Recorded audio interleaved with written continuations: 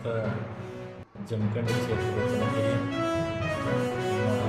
ಮಾಡುವ ನಮಸ್ಕಾರಗಳು ತಿಳಿಸುತ್ತಾ ಮಾಧ್ಯಮ ಮಿತ್ರರ ಜೊತೆ ಮಾತನಾಡುವುದೇನಪ್ಪ ಅಂತಂದರೆ, ಈಗ ನಾವು ನೋಡ್ತಾ ಇದ್ದೀವಿ 6 ತಿಂಗಳ ಕಾಲ ಈ ಒಂದು ಜಮಖಂಡಿಯ ರಾಜಕಾರಣದಲ್ಲಿ ರಾಜಕೀಯ ಬಿರುಸುವಂಥ ಒಂದು ನಾಯಕರು ಇವತ್ತು ಯಾರು ವಿರುದ್ಧವಾದಂಥ ರಾಜಕಾರಣ ಮಾಡ್ತಾ ಇದ್ದಾರೆ ಅನ್ನೋದನ್ನು ಇವತ್ತು ನಾವು ನೋಡಬೇಕಾಗಿದೆ. ನಾನು ಹೇಳ್ತಾ ಇದ್ದೀನಿ, ಇವತ್ತು ಸನ್ಮಾನ್ಯ ಶ್ರೀ ಜಗದೀಶ್ ಕುಲಗುರ್ಡಿ ಶಾಸಕರು ಇವತ್ತು ಅವರು ರಾಜಕೀಯ ಕುಟುಂಬದಿಂದಲೂ ಬಂದಂಥವರಲ್ಲ, ಅವರು ರಾಜಕೀಯ ಹಿನ್ನೆಲೆದವರು ಅಲ್ಲ. ಆದರೆ ನಿಜವಾಗಿ ಅವರು ರಾಜಕಾರಣಕ್ಕೆ ತಮ್ಮ ಕೊಡುಗೆಗಳ ಮುಖಾಂತರವಾಗಿ ರಾಜಕಾರಣಕ್ಕೆ ಗುರುತಿಸಿಕೊಂಡವರು.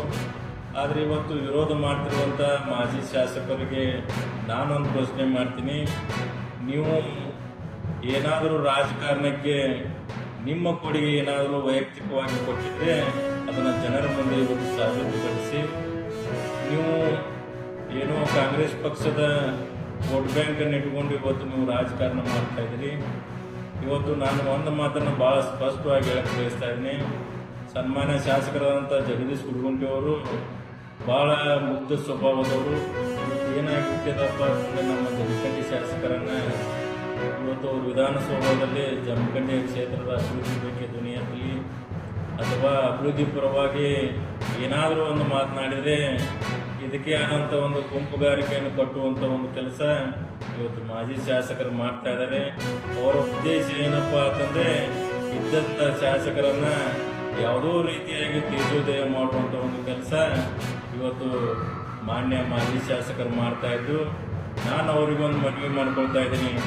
ನೀವು ಮೊನ್ನೆ ಒಂದು ಕಾರ್ಯಕ್ರಮದಲ್ಲಿ ನಾನು ಕೂಡ ನೋಡಿದೆ.